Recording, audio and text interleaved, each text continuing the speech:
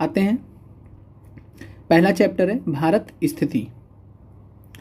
तो भारत की यहाँ पे बात करें तो यहाँ पे पहला पॉइंट आपको ध्यान रखना है सभी को कि भारत का सीमांतगर्त क्षेत्र आगे समुद्र की ओर 12 समुद्री मील तक फैला हुआ है। तो यह प्रश्न आपसे पूछा गया है। तो 12 समुद्री मील तक जो है भारत का सीमांतगर्त क्षेत्र जो है फैला हुआ है, जिसको 21.9 किलोमीटर भी बोल सकते हैं।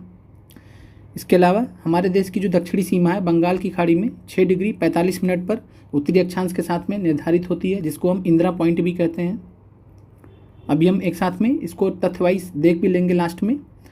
फिर है उत्तर से दक्षिण की ओर उसकी वास्तविक दूरी 3214 किलोमीटर है, पूर्व से पश्चिम तक 2933 किलोमीटर है।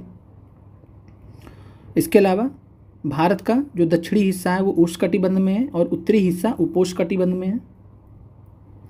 साथ में बात करें तो 82 डिग्री 30 मिनट पूर्व को 82 डिग्री 30 मिनट पूर्व को याममित्र को भारत की मानक याममित्र भी चुना गया है, जिसको इंडियन स्टैंडर्ड टाइम भी बोलते हैं, भारतीय मानक समय बोलते हैं। और भारतीय मानक समय ग्रीनविच माध्य समय से 5.5 घंटा आगे है।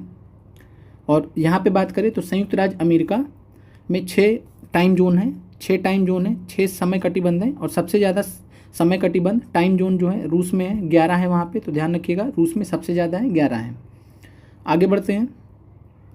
यहाँ पे आपसे जो है इस बार 15 मार्च वाले पेपर में 6 से 8 भूगोल में आपने देखा था कि नेपाल के पड़ोसी राज्यों के बारे में पूछ लिया था भारत के। तो नेपाल के पड़ोसी राज्य उत्तराखंड है, याद रखिएगा। अभी हम आगे रिपीट भी कर देंगे। यहाँ पे आप फिगर से एक बार देख लीजिए, उत्तर प्रदेश है, बिहार है और साथ में ये जो पश्चिम बंगाल का ये वाला पार्ट है तो पश्चिम बंगाल और साथ में सिक्किम। तो ध्यान रखिएगा उत्तराखंड, उत्तर प्रदेश, बिहार, पश्चिम बंगाल और सिक्किम नेपाल के पड़ोसी राज्य हैं। इसके अलावा आपसे पाकिस्तान का पूछा जा सकता है। तो पाकिस्तान में लद्दाख है, फिर जम्मू कश्मीर है, देन पंजाब है, राजस्थान है और सबसे नीचे गुजरात। तो गुजरात, राजस्थान, पंजाब, जम्मू कश्मीर और लद्दाख, ये 5 राज्य जो है पाकिस्तान के साथ में सीमा बनाते हैं।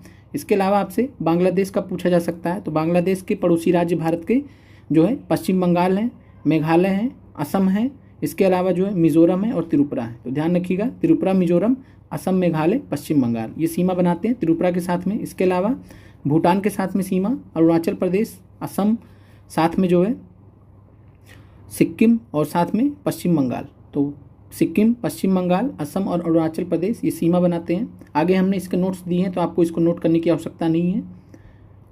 और इसके अलावा यहाँ पे म्यांमार पड़ता है, म्यांमार से जो अरुणाचल प्रदेश सीमा बनाता है, नागालैंड सीमा बनाता है, मणिपुर और मिजोरम सीमा बनाते हैं।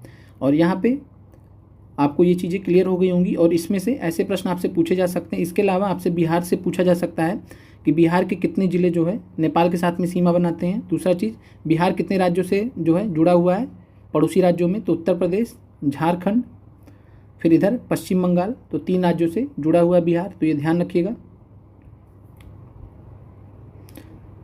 इसके अलावा अंडमान और निकोबार द्वीप समूह है यहाँ पे। तो अंडमान और निकोबार द्वीप समूह है और अंडमान ऊपर है और निकोबार नीचे है।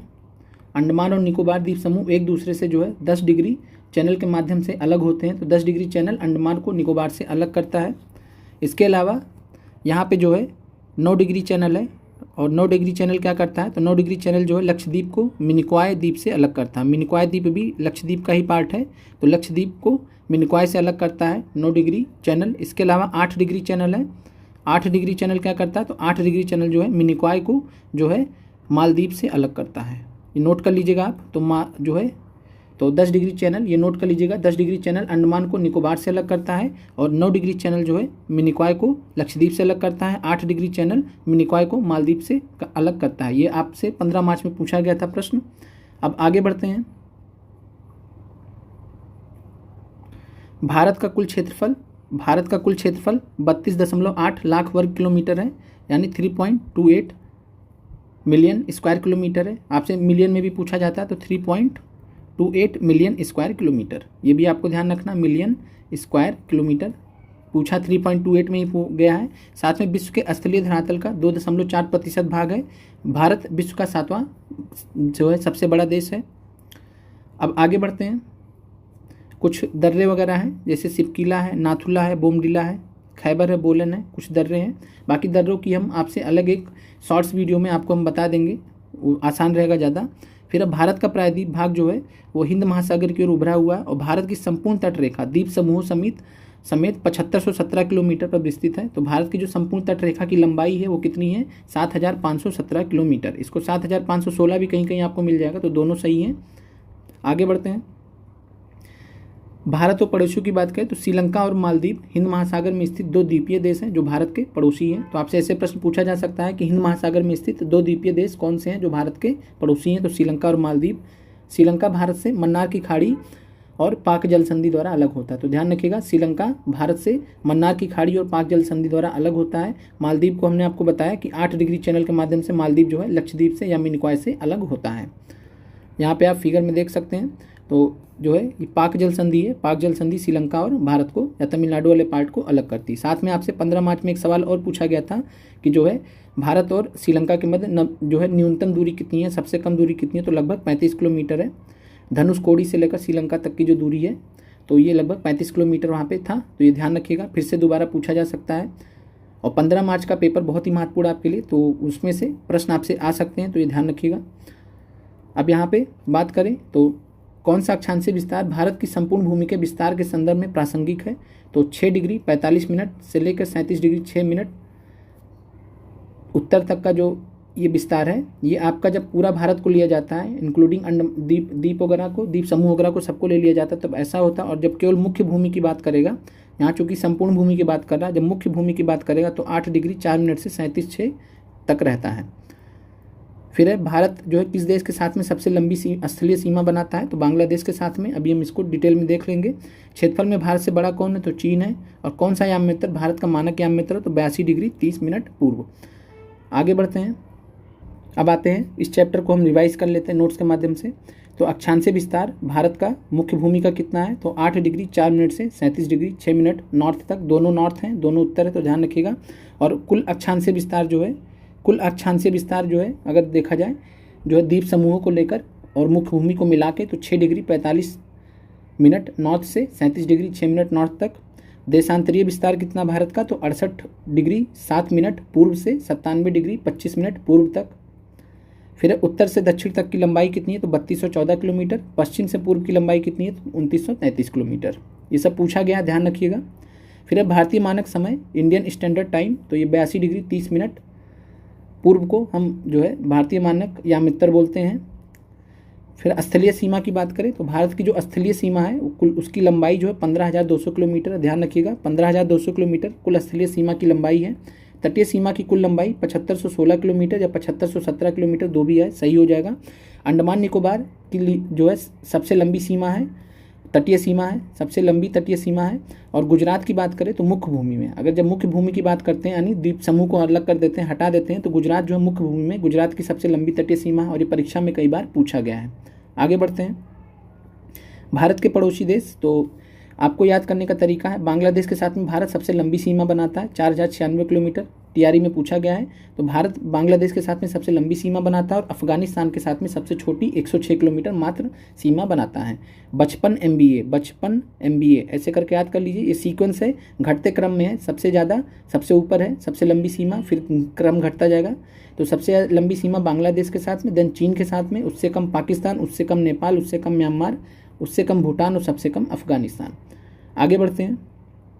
पाकिस्तान के साथ में सीमा कौन कौन से राज्य बनाते हैं? तो गुजरात, राजस्थान, पंजाब, जम्मू कश्मीर और लद्दाख। नेपाल के साथ में सीमा कौन बनाता है? तो उत्तराखंड, उत्तराखंड के नीचे उत्तर प्रदेश, उत्तर प्रदेश के बगल में बिहार, बिहार के बगल में पश्चिम बंगाल, पश्चिम बंगाल का एकदम उत्तरी सिरे पे जाएंगे तो सिक्किम। ये 5 राज्य हैं जो नेपाल के साथ में सीमा बनाते हैं। भूटान के साथ में सीमा तो सिक्किम, पश्चिम बंगाल, अरुणाचल प्रदेश और असम। म्यांमार के साथ में सीमा तो अरुणाचल प्रदेश, नागालैंड, मणिपुर, मिजोरम। एक लाइन से अरुणाचल प्रदेश, नागालैंड, मणिपुर, मिजोरम। बांग्लादेश के साथ में सीमा कौन बनाता है? तो पश्चिम बंगाल, मेघालय, असम, मिजोरम और त्रिपुरा। ये ध्यान रखिएगा, बांग्लादेश का पूछा जा सकता है। तो पश्चिम बंगाल, मेघालय, असम, मिजोरम और त्रिपुरा ये सीमा बनाते हैं बांग्लादेश के साथ में। और जो फिर से मैं बता रहा हूँ, ये इसमें नोट्स दिए गए हैं, ये 6 से 8 वालों को कंप्लीट पढ़ना है, एक एक लाइन पढ़नी है। 6 से 8 और 9 to 10 वालों को एक बार कंप्लीट पढ़ लीजिएगा। बाकी पीआरटी को जितना यहाँ पे समझाया जा रहा है आपको उतना ही कवर करना। इसके अलावा आप जो 6 से 10 पीआरटी वाले 6 से 10 एनसीईआरटी को कवर करें। साथ में आपको जो है साइंस की प्लेलिस्ट दे दी जाएगी, साइंस एनसीईआरटी की प्लेलिस्ट जो नए हैं, और साथ में भूगोल की प्लेलिस्ट दे दी जाएगी एनसीईआरटी की। इसी वीडियो के लिंक में, आप वहाँ से देख लीजिएगा। साथ में 2000 PIQs की आपको लिंक दे दी जाएगी, आप उसको जल्द से जल्द कंप्लीट कर लें। बाकी आपकी एकलव्य सीरीज जो है चल रही है, आप पहले जो आपको कराया जा चुका ऑलरेडी, आपको सिलेबस कवर कराया जा चुका, वो आप वहाँ से पहले आप कंप्लीट कर लीजिए चीज़ों को। और साथ में एकलव्य सीरीज में ज़्यादा वीडियोस नहीं आती हैं डेली, तो आप उनको फॉलो कीजिए। फिर भारत में पर्वत श्रृंखलाएँ, ट्रांस हिमालय। तो ट्रांस हिमालय की बात करें तो ट्रांस हिमालय में काराकोरम श्रेणी सबसे उत्तर में है, फिर लद्दाख श्रेणी है, फिर झांसकर श्रेणी है, और काराकोरम के पूर्व में आएंगे तो कैलाश श्रेणी पड़ती है। तो ध्यान रखिएगा कि भारत में पर्वत श्रृंखलाएँ हैं, उसमें ट्रांस हिमालय, इसको पार हिमालय भी बोलते हैं। पार हिमालय का मतलब है हिमालय से पार, तो हिमालय से अलग है, जो हिमालय पर्वत श्रेणी है उससे अलग है ट्रांस हिमालय, और हिमालय पर्वत श्रेणी के बनने से बहुत पहले इसका निर्माण हुआ है। तो ट्रांस हिमालय ध्यान रखिएगा। ट्रांस हिमालय के अंतर्गत कौन कौन आते हैं? काराकोरम, लद्दाख और झांसकर। उत्तर से दक्षिण आपको क्रम पूछा गया था तैयारी में, साथ में पीर पंजाल भी आपको ऐड कर दिया गया था। तो पीर पंजाल जो है ये निम्न हिमालय का पार्ट है, तो ध्यान रखिएगा पीर पंजाल जो है निम्न हिमालय का पार्ट है। तो जो है काराकोरम, लद्दाख, झांसकर, पीर पंजाल, ये क्रम से उत्तर से दक्षिण की तरफ आते तो ऐसा रहता है। आगे बढ़ते हैं। भारत की सबसे ऊंची चोटी कौन सी है? तो काराकोरम में स्थित है माउंट केटू, जिसको गॉडविन ऑस्टिन बोलते हैं। तो भारत की सबसे ऊंची चोटी माउंट केटू है, गॉडविन ऑस्टिन, जो काराकोरम में स्थित है। काराकोरम श्रेणी पामीर ग्रंथि से निकली हुई है, जुड़ी हुई है, तो ये भी ध्यान रखिएगा। काराकोरम श्रेणी में प्रमुख हिमनद कौन से हैं? तो ये आपसे जो है 15 मार्च को 6 से 8 में जीएस में पूछा गया था कि बाल्टेरो ग्लेशियर कहाँ पे स्थित है? तो काराकोरम श्रेणी में। काराकोरम श्रेणी में और कौन से ग्लेशियर स्थित हैं? तो बाटुरा, हिस्पर, बियाफो, बाल्टोरो और सियाचिन ग्लेशियर, ये सभी कहाँ स्थित है? काराकोरम श्रेणी में। इसके अलावा आपको जो है जेमू ग्लेशियर के बारे में ध्यान रखना। जेमू ग्लेशियर जो है ये सिक्किम में स्थित है, महत्वपूर्ण है, तो ध्यान रखिएगा जेमू ग्लेशियर सिक्किम में स्थित है। आगे बढ़ते हैं।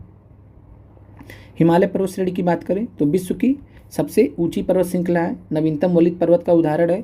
और महान हिमालय, बृहत हिमालय 3 भाग में विभाजित है। पहला है महान हिमालय, जिसको बृहत हिमालय भी कहते हैं, ग्रेट हिमालय कहते हैं। दूसरा है मध्य हिमालय, मिडिल हिमालय या लेसर हिमालय। और ये सब चीज़ें हमने आपको 9th क्लास में भी जियोग्राफी में पढ़ाया होगा, तो वहाँ से आप रिवाइज भी कर सकते हैं। फिर शिवालिक हिमालय, ये जो है सबसे आखिरी है। तो 3 भाग में हिमालय को विभाजित किया गया है, महान हिमालय या बृहत हिमालय, मध्य हिमालय और शिवालिक हिमालय। बात करें बृहत या महान हिमालय की तो केंद्रीय अक्षीय श्रेणी भी इसको बोलते हैं। क्या बोलते हैं? केंद्रीय अक्षीय श्रेणी। फिर पूर्व से पश्चिम की लंबाई इसकी 2500 किलोमीटर है। साथ में उत्तर से दक्षिण की चौड़ाई जो है 160 से 400 किलोमीटर है। नंगा पर्वत से लेकर नमचा बरवा पर्वत तक इसका विस्तार है। फिर है अगर बात करें कि जो है सबसे ऊंचे पर्वतों की, तो माउंट एवरेस्ट सबसे ऊंचा पर्वत है विश्व का। दूसरे नंबर पे केटू आता है, गॉडविन ऑस्टिन। कंचनजंगा तीसरे पे आता है। कंचनजंगा भारत में हिमालय की अगर पूछे भारत में सबसे ऊंची चोटी कौन सी है? केवल हिमालय, ट्रांस हिमालय की बात ना करें, क्योंकि केटू, गॉडविन ऑस्टिन ट्रांस हिमालय में स्थित है। तो भारत में हिमालय की सबसे ऊंची चोटी जो है कंचनजंगा, तो ध्यान रखिएगा। फिर मकालू है 8481 और धौलागिरी 8167। मकालू और धौलागिरी कहाँ पे स्थित है? तो ये जो है नेपाल में स्थित है, तो ध्यान रखिएगा। आगे बढ़ते हैं। शिवालिक हिमालय तो अरुणाचल प्रदेश में विस्तृत है, ये अरुणाचल प्रदेश तक, और अरुणाचल प्रदेश में इसको डाफला, मिरी, अबोर, मिश्मी के नाम से जानते हैं। तो ध्यान रखिएगा कि शिवालिक पहाड़ियों को अरुणाचल में किस नाम से जानते हैं? तो डाफला, मिरी, अबोर और मिश्मी पहाड़ियों के नाम से। पूर्वांचल हिमालय है, तो पूर्वांचल हिमालय कौन है? तो पटकाई बम अरुणाचल प्रदेश में। जब हिमालय का दक्षिण में विस्तार होता है, हिमालय का दक्षिण में विस्तार होता है, तो वहाँ पे पटकाई बम के नाम से जाना जाता है अरुणाचल प्रदेश में। नागा पर्वत बोलते हैं नागालैंड में, और यहाँ पे नागालैंड की सबसे ऊंची चोटी मौजूद है, जिसका नाम है माउंट सारामती। तो सारामती चोटी ध्यान रखिएगा नागालैंड में स्थित है, और ये नागालैंड की सबसे ऊंची चोटी है नागा पर्वत। फिर हम मणिपुर पर्वत, फिर सबसे लास्ट में मीजो पर्वत।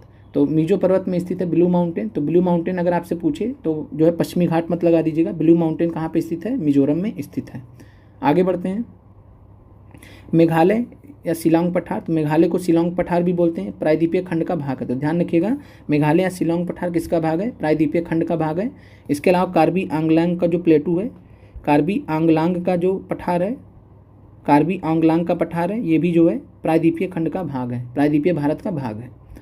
फिर यहाँ पे जो है मेघालय शिलांग पठार में गारो पहाड़ियाँ हैं, खासो पहाड़ियाँ, जयंतिया पहाड़ियाँ हैं। तो गारो हिल्स, खासी हिल्स, जयंतिया हिल्स। तो गारो हिल्स में महत्वपूर्ण है नोकरेक चोटी कहाँ पे स्थित है? गारो हिल्स में मेघालय में। खासो हिल्स में जो है, खासी हिल्स में जो है शिलांग चोटी मौजूद है, जो कि मेघालय की सबसे ऊंची चोटी है। तो मेघालय की सबसे ऊंची चोटी खासी हिल्स में, खासी पहाड़ी में स्थित है, जिसका नाम है शिलांग चोटी। फिर जयंतिया पहाड़ी, और जयंतिया पहाड़ी के दक्षिण में जब हम आते हैं तो वहाँ चेरापूंजी मिलता है। चेरापूंजी के बारे में आप जानते हैं। आगे बढ़ते हैं। तो ये आपका जो है हमने जो आपके लिए एक्स्ट्रा नोट्स बनाए थे ये हो गया। अब आते हैं चैप्टर पे वापस और वहाँ पे जो महत्वपूर्ण चीज़ें उसको कवर करते हैं एनसीईआरटी से, और जितना आपको बता दिया जाए उतना सभी को कवर करना है। बाकी अच्छे से जो है 6 से 8 और 9 से 10 वालों को पढ़ लेना है।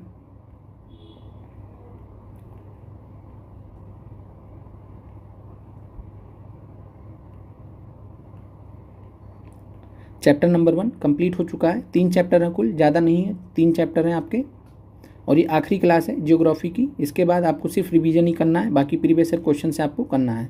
दूसरा चैप्टर है संरचना तथा भू आकृति विज्ञान, और यहाँ पे आपको बताया गया है कि वर्तमान अनुमान के अनुसार पृथ्वी की आयु लगभग 460 करोड़ है, ध्यान रखिएगा।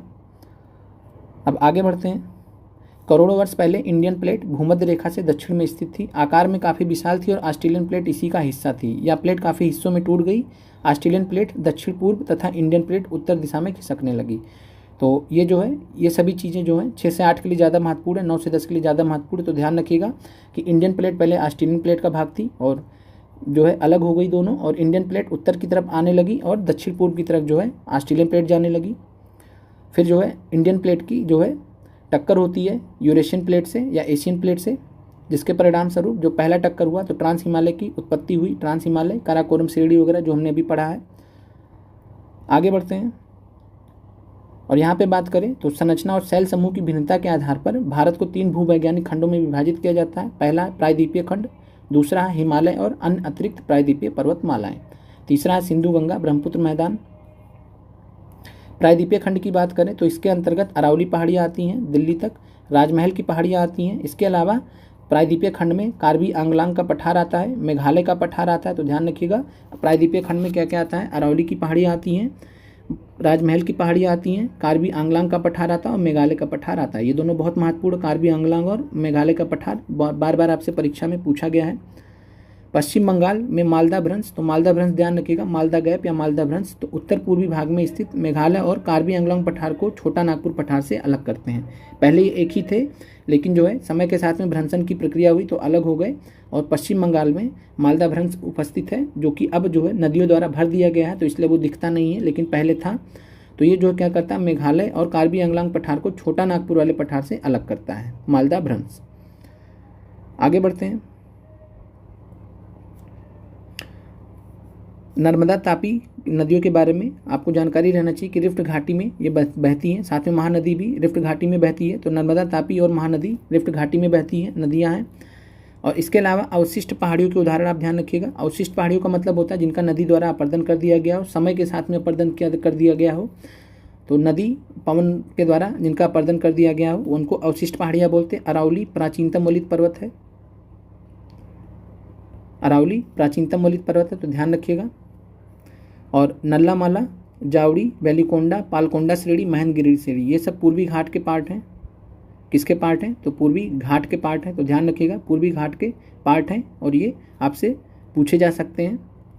आगे बढ़ते हैं। पूर्व की ओर बहने वाली अधिकांश नदियाँ बंगाल की खाड़ी में गिरने से पहले डेल्टा का निर्माण करती है। महानदी का उदाहरण देख लीजिए, गोदावरी का देख लीजिए, कृष्णा का देख लीजिए। इसके बाद फिर हिमालय की जो पर्वत श्रृंखलाएँ हैं वहाँ से जो नदियाँ बहती हैं, तो हिमालयन जो नदियाँ हैं, हिमालय की नदियाँ हैं, उनके कुछ जो है महत्वपूर्ण कार्य होते हैं, जैसे गॉर्ज का निर्माण करती है, महाखड्ड का निर्माण करती है, बी आकार की घाटियाँ बनाती हैं। तो आपसे प्रश्न पूछा गया है गॉर्ज और बी आकार की घाटियाँ कौन बनाती है, तो हिमालय की नदियाँ। छिप्रिकाएँ और जलप्रपात इसका निर्माण करती हैं। फिर है सिंधु गंगा ब्रह्मपुत्र मैदान, तो सिंधु गंगा और ब्रह्मपुत्र नदियों का मैदान जो है एक भू अभिनीति गर्त था। तो ध्यान रखिएगा भू अभिनीति गर्त था। भू अभिनीति गर्त का मतलब एक विशाल गड्ढा था, गड्ढे की तरह था, गर्त की तरह, खाई की तरह था, और जिसकी जो गहराई थी वो 1000 से 2000 मीटर की थी। लेकिन समय के साथ में जो नदियाँ आई हिमालय नदियों ने, और साथ में जो है हिमालय नदियों की जो सहायक नदियाँ थी उन नदियों ने मिलकर जो है इस क्षेत्र में सिंधु गंगा और ब्रह्मपुत्र नदियों के मैदान के क्षेत्र में काफ़ी ज़्यादा जो है अवसादों को निक्षेप कर दिया, पाट दिया अवसादों से, जिससे ये पूरा भर गया, और भर के जो है जलोढ़ का पूरा जलोढ़ मैदान का निर्माण हो गया। तो जलोढ़ मैदान के निर्माण हो गया, और पूछा जाता है आपसे प्रश्न कि जलोढ़ मैदान का जो है औसत गहराई कितना, तो 1000 से 2000 मीटर जो भरा गया है इन नदियों के द्वारा, अवसादों द्वारा। आगे बढ़ते हैं। और भारत को जो है भू आकृतिक खंडों में बांटेंगे तो उत्तर और उत्तर पूर्वी पर्वतमाला में बांटते हैं। उत्तर भारत का मैदान में बांटते हैं प्रायद्वीपीय पठार में, भारतीय मरुस्थल, तटीय मैदान और द्वीप समूह, इसमें बांट सकते हैं हम अलग अलग करने के लिए, आसान करने के लिए। फिर उत्तर तथा उत्तर पूर्वी पर्वतमाला, तो इसमें जो है उत्तर और उत्तर पूर्वी पर्वतमाला में हिमालय पर्वत आते हैं और ये सब हमने अभी देख लिया है। तो काराकोरम, लद्दाख, झांसकर, कैलाश, ये सब जो है ट्रांस हिमालय के पार्ट हैं। आगे बढ़ने से पहले यहाँ पे एक बार देख लेते हैं, मैं आपको शिवालिक श्रेणी है और शिवालिक श्रेणी को हमने बता दिया आपको कि जो है अरुणाचल प्रदेश में जो है अबोर, मिसमी, डाफला वगैरह नामों से जाना जाता है। धौलागिरी और अन्नपूर्णा नेपाल में स्थित है, ध्यान रखिएगा। मकालू नेपाल में स्थित है। एवरेस्ट पर्वत भी नेपाल में, साथ में एक साइड तिब्बत से स्थित है, तो ध्यान रखिएगा। कंचनजंगा भारत का सबसे ऊंचा पर्वत है हिमालय का, तो हिमालय का सबसे ऊंचा पर्वत भारत में कंचनजंगा है। और वैसे पूरे भारत का सबसे ऊंचा पर्वत जो है माउंट केटू है, जो गार्डविन ऑस्टिन के नाम से मौजूद है काराकोरम श्रेणी में। इसके अलावा नंदा देवी उत्तराखंड में स्थित है, नंदा देवी उत्तराखंड में स्थित है। नमचा बरुआ अरुणाचल प्रदेश में स्थित है, तो ध्यान रखिएगा। यहाँ पे पटकाई बम, पूर्वांचल पहाड़ियाँ, पटकाई बम, नागा श्रेणी, मिजो श्रेणी वगैरह आप देख सकते हैं। फिर गारो खासी जयंतियाँ हैं जो कि मेघालय में स्थित है। फिर यहाँ पे सतपुड़ा श्रेणी है, सतपुड़ा श्रेणी और विंध्यन श्रेणी के बीच में नर्मदा नदी बहती है, बहुत महत्वपूर्ण है, आपको पता होना चाहिए। प्रश्न पूछा गया है कि नर्मदा नदी किन दो श्रेणियों के मध्य बहती है, तो विंध्य श्रेणी और सतपुड़ा श्रेणी के बीच में। सतपुड़ा श्रेणी के दक्षिण में तापी नदी बहती है। ये सब फैक्ट्स आपसे बीपीएससी तैयारी में पूछे गए हैं। इसके अलावा आपसे पूछा गया था 15 मार्च को सोन नदी कहाँ से निकलती है, तो देख लीजिए सोन नदी का जो उत्पत्ति स्थल है तो मैकाल श्रेणी, तो मैकाल श्रेणी देख लीजिए, तो मैकाल श्रेणी से जो है निकलती है सोन नदी। आगे बढ़ते हैं और यहाँ पे सतपुड़ा श्रेणी का हमने आपको जो है सबसे ऊंची चोटी बता दिया है। साथ में अरावली श्रेणी की जो सबसे जो ऊंची चोटी है वो कौन सी है, तो गुरु शिखर है। अरावली श्रेणी की सबसे ऊंची चोटी गुरु शिखर है। सतपुड़ा की सबसे ऊंची चोटी धूपगढ़ है, तो ये ध्यान रखिएगा। इसके अलावा पश्चिम घाट है, पश्चिमी घाट में अनाईमुदी जो है सबसे ऊंची पर्वत चोटी है और अनाईमुदी पूरे प्रायद्वीपीय भारत की भी सबसे ऊंची चोटी है। और दूसरे नंबर पे नीलगिरी पहाड़ी है, नीलगिरी पहाड़ी में डोडा बेटा है, तो डोडा बेटा जो नीलगिरी की सबसे ऊंची चोटी है, साथ में प्रायद्वीपीय भारत की दूसरी सबसे ऊंची चोटी है। इसके अलावा पूर्वी घाट है, पूर्वी घाट में जो है पश्चिमी घाट एक तरीके से पूरी तरीके से जो है अविरत है। अविरत का मतलब होता है कंटिन्यूअस बना हुआ है, लेकिन पूर्वी घाट बीच बीच में छूटा हुआ है काफ़ी, तो जो है कंटिन्यूअस श्रृंखला नहीं है। और साथ में जो है यहाँ पे महेंद्रगिरी पर्वत, ध्यान रखिएगा 1501 मीटर ऊंचाई है इसकी। कई बार परीक्षा में आपसे एनसीईआरटी से जब पूछा जाता है तो वहाँ पे 1501 मीटर महेंद्रगिरी को सबसे ऊंचा पर्वत माना जाता है पूर्वी घाट का, लेकिन वास्तव में पूर्वी घाट की सबसे ऊंची चोटी जो है जिंदागाड़ा है, तो ध्यान रखिएगा जिंदगाड़ा है और इसकी ऊंचाई जो है 1690 मीटर है, तो ध्यान रखिएगा। आगे बढ़ते हैं तो हिमालय में हम बात कर रहे थे, तो हिमालय में बृहत हिमालय है, पार हिमालय है जिसको ट्रांस हिमालय कहते हैं, हमने अभी देखा था उसको। फिर मध्य हिमालय और शिवालिक प्रमुख श्रेणियाँ हैं। तो बृहत हिमालय को हम क्या कहते हैं, तो केंद्रीय अक्षीय श्रेणी भी कहते हैं। और पूर्व पश्चिम लंबाई 2500 किलोमीटर और उत्तर से दक्षिण की जो चौड़ाई 160 से 400 किलोमीटर। फिर आते हैं उत्तरी भारत का मैदान। उत्तरी भारत के मैदान में सिंधु, गंगा और ब्रह्मपुत्र नदियों, अभी हम इसके अगले चैप्टर में आपको नदियों के बारे में महत्वपूर्ण तथ्य बताएंगे, तो थोड़ा वेट कीजिएगा, वहाँ पे आएगा। तो उत्तरी भारत का मैदान बात करें तो सिंधु, गंगा और ब्रह्मपुत्र नदियों द्वारा बहाकर लाए गए जलोढ़ निक्षेपों से बना है, ये आपको क्लियर है। फिर मैदान की पूर्व से पश्चिम लंबाई 3200 किलोमीटर है, तो ध्यान रखिएगा उत्तरी भारत का जो मैदान है जो सिंधु, गंगा और ब्रह्मपुत्र नदियों से मिलकर बना है, बहाए गए जलोढ़ निक्षेपों से बना है। इसकी पश्चिम से पूर्व तक या पूर्व से पश्चिम तक की कुल लंबाई 3200 किलोमीटर है। इसकी औसत चौड़ाई 150 से 300 किलोमीटर है। और जलोढ़ निक्षेप की, बार बार आपसे प्रश्न पूछता है, तो जलोढ़ निक्षेप की अधिकतम गहराई 1000 से 2000 मीटर है। इसके अलावा जो है उत्तर से दक्षिण दिशा में इन मैदानों को 3 भागों में बांट सकते हैं। सबसे पहले भाबर शुरू होता है, देन तराई आता है, फिर जलोढ़ मैदान आता है। इस प्रकार आता है कुछ, पहले भाबर आएगा, देन तराई आएगा, तराई के बाद जलोढ़ में जो है पहले बांगर आएगा जो पुराना प्राचीन जलोढ़ होता है, देन खादर आएगा। इस प्रकार आता है, तो पहले भाबर, देन तराई, देन बांगर और देन खादर। खादर नवीन जलोढ़ होता है, तो ये नदी के सबसे पास में होता है। भाबर की बात करें तो 8 से 10 किलोमीटर चौड़ाई की पतली पट्टी होती है जो शिवालिक गिरिपाद के समानांतर फैली हुई है। शिवालिक पर्वत श्रेणी के बाद ये स्टार्ट होती है। फिर अब भाबर के दक्षिण में तराई क्षेत्र है जिसकी चौड़ाई 10 से 20 किलोमीटर है। भाबर क्षेत्र में लुप्त नदियाँ इस प्रदेश में धरातल पर निकल आती हैं। तो भाबर में ध्यान रखिएगा कि भाबर में जो है नदियाँ लुप्त हो जाती हैं और फिर वापस से जो है तराई में वापस से दिखने लग जाती हैं। फिर है तराई से दक्षिण में मैदान है जो पुराने और नए जलोढ़ से बना होने के कारण बांगर और खादर कहलाता है। तो पुराने जलोढ़ को बांगर कहते हैं और नए जलोढ़ को खादर कहते हैं। और मैदानों में या नदी घाटी में नदी द्वारा जो है प्रौढ़ावस्था में बनने वाली कुछ स्थलाकृतियाँ होती हैं जिन्हें बालू रोधिका कहते हैं, विसर्प कहते हैं। गोखुर झील आपसे 15 मार्च में पूछा गया था, तो गोखुर झील ध्यान रखिएगा। गुम्फित नदियाँ, तो ये सब चीज़ें पाई जाती हैं। ब्रह्मपुत्र घाटी का मैदान नदीय द्वीप और बालू रोधिकाओं की उपस्थिति के लिए जाना जाता है। और वो नदी द्वीप कौन सा है जो ब्रह्मपुत्र में स्थित है? तो माजुली द्वीप। माजुली द्वीप जो है विश्व का सबसे बड़ा नदी द्वीप है जो कि ब्रह्मपुत्र नदी पर स्थित है, तो ध्यान रखिएगा। आगे बढ़ते हैं। सुंदरवन डेल्टा की बात करें तो सुंदरवन डेल्टा एक सपाट मैदान है जिसकी समुद्र तल से औसत ऊंचाई 50 से 100 मीटर है। तो ध्यान रखिएगा सुंदरवन डेल्टा की जो है समुद्र तल से औसत ऊंचाई कितनी है? 50 से 100 मीटर। पर पूछा जा सकता है आपसे प्रश्न, हरियाणा और दिल्ली राज्य सिंधु और गंगा नदी तंत्रों के बीच जल विभाजक का काम करते हैं। तो जो है गंगा नदी तंत्र और सिंधु नदी तंत्र को कौन अलग करता है? तो हरियाणा और दिल्ली।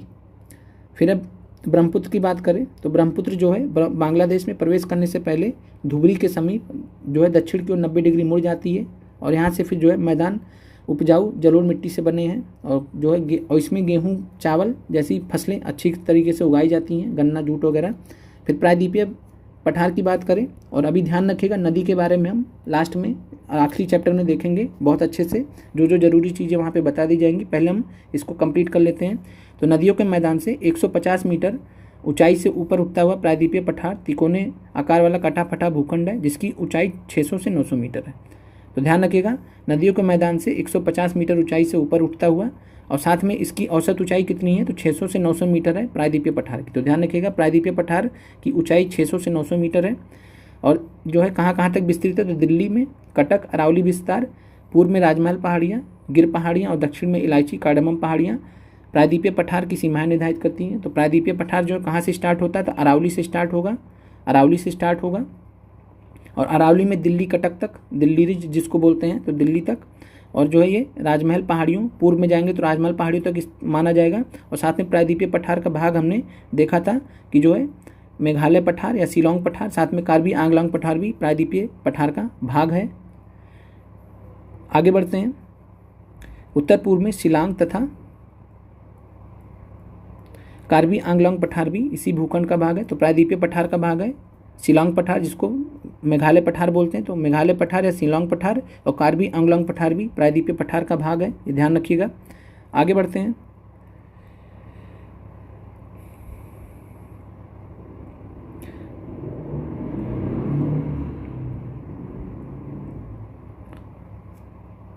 और यहाँ पे आपको एक जो है भीमा फाल्ट के बारे में बताया गया है कि प्रायद्वीपीय पठार के अनेक हिस्से भू उत्थान और निमज्जन, भ्रंश तथा विभंग निर्माण प्रक्रिया के अनेक पुनरावृत्ति दौर से गुजरे हैं। भीमा भ्रंश का उल्लेख करना आवश्यक है क्योंकि यहाँ बार बार भूकंपीय हलचल आती हैं। तो प्रायद्वीपीय पठार में अगर आपसे भूकंपीय क्षेत्र कोई पूछेगा तो आप भीमा भ्रंश का नाम ध्यान रखिएगा। फिर है प्रायद्वीपीय पठार को जो है 3 भाग में बांटते हैं, मध्य उच्च भूभाग, उसके ऊपर दक्कन का पठार, उत्तरी पूर्वी पठार। तो जो है इसको हम समझ लेते हैं। पहले दक्कन का पठार है, तो दक्कन के पठार की बात करें तो मध्य उच्च भूभाग सबसे ऊपर है। मध्य उच्च भूभाग सेंट्रल हाईलैंड्स बोलते हैं, इसको सेंट्रल हाईलैंड्स बोलते हैं। देन दक्कन का पठार आता है, उसके बाद जो है उत्तर पूर्वी पठार आता है। दक्कन के पठार की बात करें तो जो है इसके पश्चिम में, दक्कन के पठार के पश्चिम में पश्चिम घाट है, पूर्व में पूर्वी घाट स्थित है, उत्तर में सतपुड़ा है, मैकाल है, महादेव पहाड़ियाँ हैं।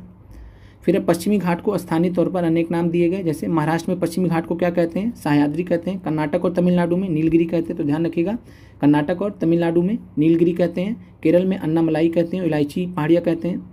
साथ में ये भी ध्यान रखना कि पूर्वी घाट की तुलना में पश्चिमी घाट ऊँचे और अविरत हैं, लगातार फैले हुए हैं, बीच में कोई गैप वगैरह नहीं है।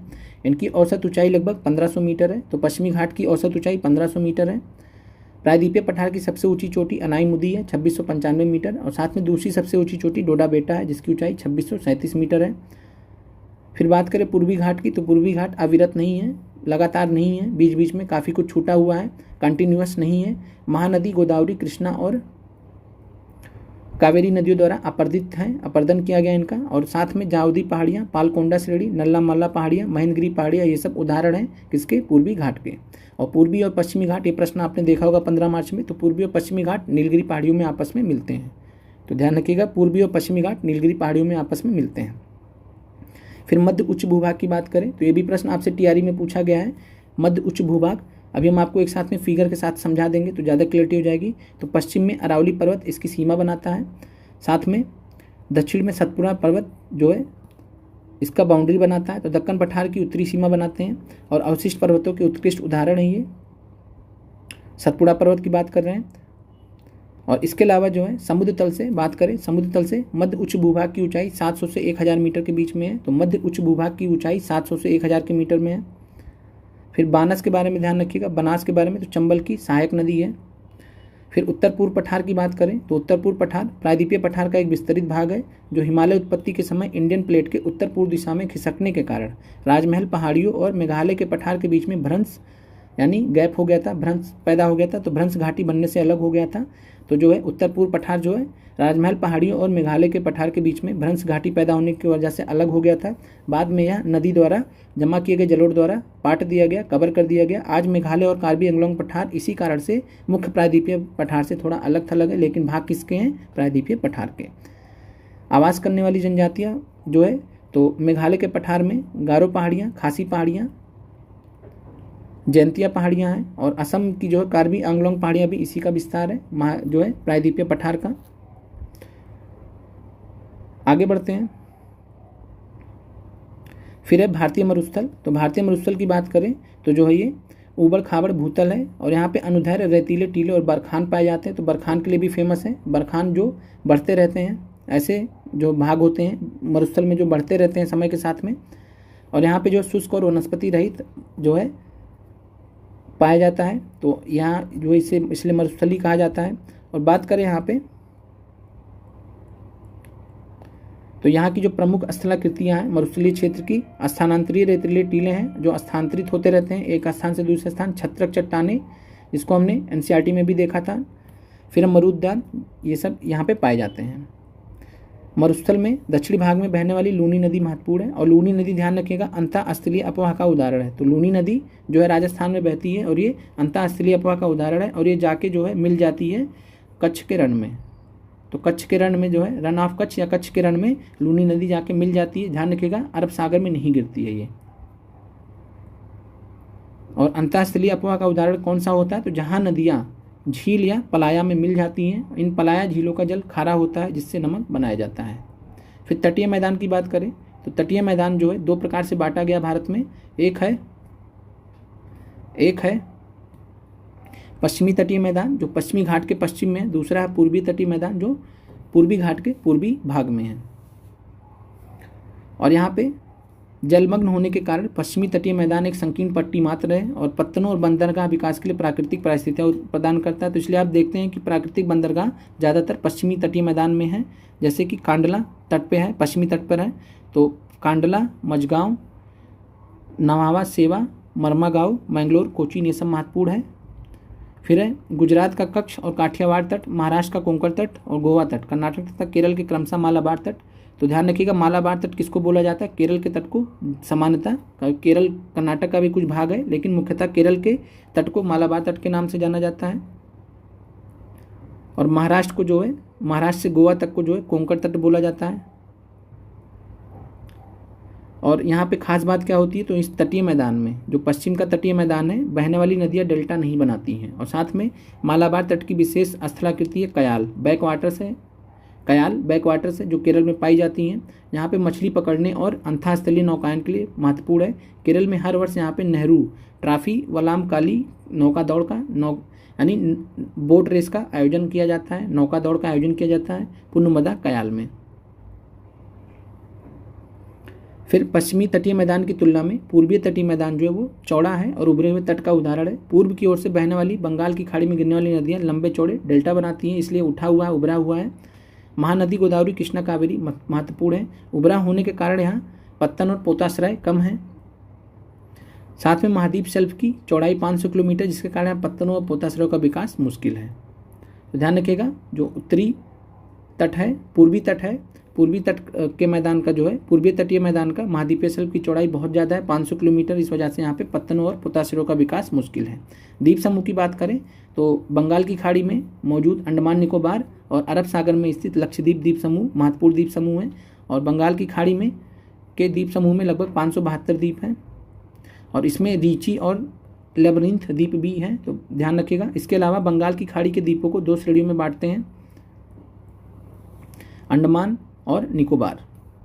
और ये क्या है, तो अंडमान और निकोबार समुद्र में जलमग्न पर्वतों का हिस्सा है। तो ध्यान रखिएगा कि जो हिमालय पर्वत श्रेणी है, आपने देखा कि जो है पूर्वांचल की श्रेणियों को जब मिजोरम तक गए तो मिजोरम के बाद कहाँ गई, तो जल के अंदर चली गई, समुद्र के अंदर, और कहीं कहीं पे उठी हुई हैं, और वही उठे हुए जो भाग हैं उन्होंने ही निर्माण किया अंडमान और निकोबार आइलैंड का, अंडमान और निकोबार द्वीपों का। तो समुद्र में जलमग्न पर्वतों का हिस्सा है अंडमान और निकोबार। और कुछ छोटे द्वीपों की उत्पत्ति ज्वालामुखी से भी जुड़ी हुई है, जैसे बैरन आइलैंड। ध्यान रखिएगा, बैरन आइलैंड पूछा, यूपीएससी में यह सवाल पूछा गया था। तो बैरन आइलैंड भारत का एकमात्र जीवंत ज्वालामुखी है जो निकोबार द्वीप समूह में स्थित है। तो ध्यान रखिएगा कि बैरन आइलैंड नामक भारत का एकमात्र जीवंत ज्वालामुखी है जो निकोबार द्वीप समूह में स्थित है। यह द्वीप असंगठित कंकड़, पत्थरों और गुलास्मों से बना हुआ है। सबसे ऊंची चोटी कौन सी है अंडमान निकोबार की, तो सैडल पीक है, सैडल चोटी 738 मीटर। ध्यान रखिएगा।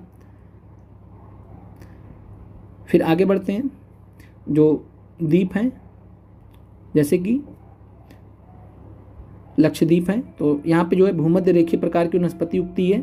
अरब सागर के द्वीपों में लक्षद्वीप और मिनिकॉय शामिल हैं, और केरल तट से, ध्यान रखिएगा, लक्षद्वीप और मिनिकॉय केरल तट से कितने दूर हैं, तो 220 से 440।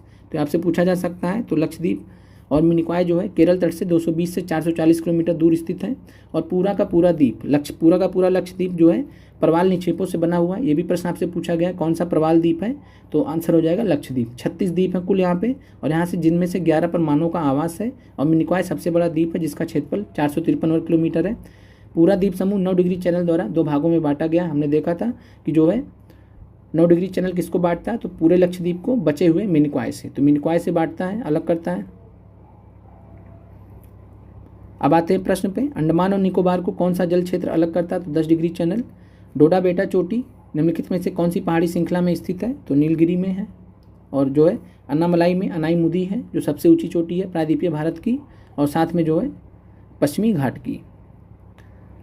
अब आते हैं, एक बार हम आपको जो है केंद्रीय उच्च भूमि और दक्कन पठार वाला हिस्सा एक बार फिर से समझा देते हैं। तो अब आप यहाँ पे ध्यान से देखिए, तो ये जो क्षेत्र है इसको बोलते हैं, ये जो क्षेत्र है इसको बोलते हैं केंद्रीय उच्च भूमि, केंद्रीय उच्च भूमि, सेंट्रल हाईलैंड्स, सेंट्रल हाईलैंड्स। और ये केंद्रीय उच्च भूमि है पश्चिम में अरावली श्रेणी द्वारा, अभी आप नोट्स में फिर से पढ़ लीजिएगा, तो पश्चिम में अरावली श्रेणी द्वारा ये सीमा बनाती है। तो इसकी मैक्सिमम सीमा कहाँ तक है, अरावली श्रेणी पश्चिम में इसको रोकती है, और दक्षिण में इसको सतपुड़ा श्रेणी, यानी सतपुड़ा श्रेणी तक इसका विस्तार है। और सतपुड़ा श्रेणी जो है इसको दक्कन के पठार, ये नीचे वाला जो भाग है, ये जो नीचे वाला भाग है तो ये दक्कन का पठार है, दक्कन के पठार से अलग करती है। तो सतपुड़ा श्रेणी जो है केंद्रीय उच्च भूमि को किससे अलग करती है, दक्कन के पठार से। साथ में नर्मदा नदी जो है बिंद श्रेणी और सतपुड़ा श्रेणी के बीच में बहती है, ये भी आपको ध्यान रखना। तापी नदी सतपुड़ा श्रेणी के दक्षिण में बहती है, ये भी आपको ध्यान रखना। और दोनों नदियाँ कहाँ जाके गिरती हैं, अरब सागर में। यहाँ पे लूनी नदी देखिए, लूनी नदी यहाँ पे दिखाया गया अरावली श्रेणी के पास से निकलती है, और लूनी नदी जाके जो है ये रन ऑफ कच्छ में, ये रन ऑफ कच्छ का क्षेत्र है, तो रन ऑफ कच्छ में जाके मिल जाती है, अरब सागर में नहीं गिरती है। तो आपसे प्रश्न पूछा जा सकता है कि निम्नलिखित में से कौन सी पश्चिम की ओर बहने वाली नदी अरब सागर में नहीं गिरती है, तो लूनी नदी उदाहरण के तौर पर दिया जा सकता है, तो ध्यान रखिएगा। सोन नदी आपने देख ही लिया है। इसके अलावा जो है चिल्का झील के बारे में ध्यान रखिएगा। चिल्का झील जो है खारे पानी की सबसे बड़ी झील है, और लैगून झील का उदाहरण भी है। और चिल्का झील जो है भारत का पहला रामसर स्थल भी था, तो ये भी ध्यान रखिएगा।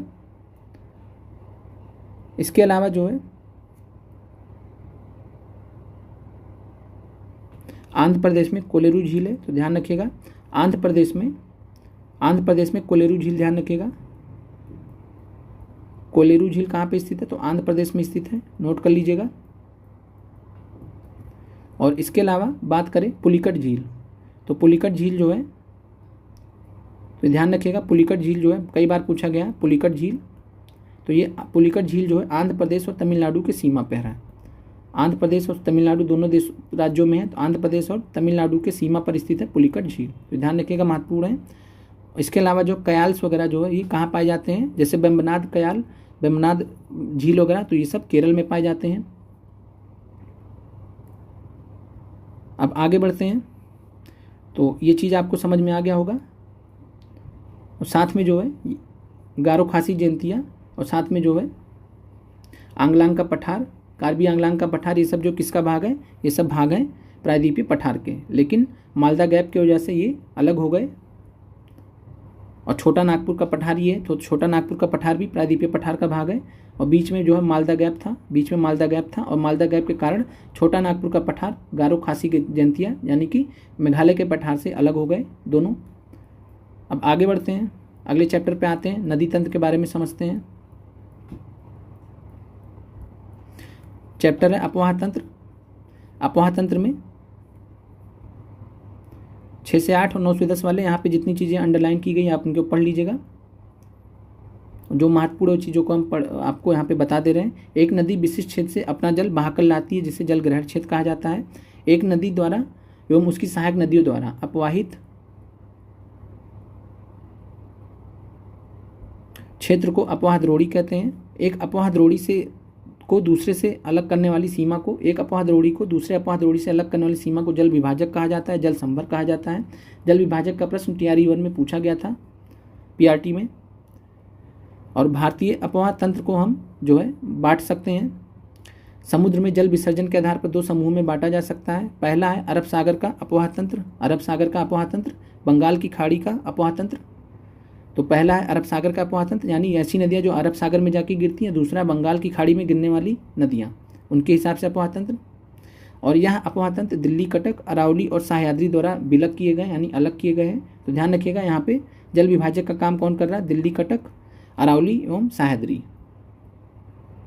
और ये भी आपको ध्यान रखना, परीक्षा में कई बार पूछा गया, कुल अपवाह क्षेत्र का लगभग 77% भाग गंगा, ब्रह्मपुत्र, महानदी, कृष्णा आदि नदियां हैं जो बंगाल की खाड़ी में जल विसर्जित करती हैं। तो अगर आपसे पूछे कि जो बंगाल की खाड़ी में कितना प्रतिशत भाग जाता है अपवाह क्षेत्र का, तो 77% भाग, और 23% भाग जो है सिंधु, नर्मदा, तापी, माही, पेरियार नदियाँ महत्वपूर्ण जो अरब सागर में गिरती हैं। फिर है जल संभर के क्षेत्र के आकार पर भारतीय अपवाह द्रोणी को 3 भागों में बांटा गया है। जैसे प्रमुख नदी द्रोणी, तो 6 से 8, 9 से 10 किलो महत्वपूर्ण है। तो प्रमुख नदी द्रोणी जिसका अपवाह क्षेत्र 20,000 वर्ग किलोमीटर से अधिक है, 14 नदी द्रोणियाँ इसमें शामिल हैं। फिर हम मध्यम नदी द्रोणी जिनका 2,000 से 20,000 वर्ग किलोमीटर है, 44 नदी द्रोणियाँ हैं। फिर लघु नदी द्रोणी जिनका अपवाह क्षेत्र 2,000 किलोमीटर से भी वर्ग किलोमीटर से भी कम है।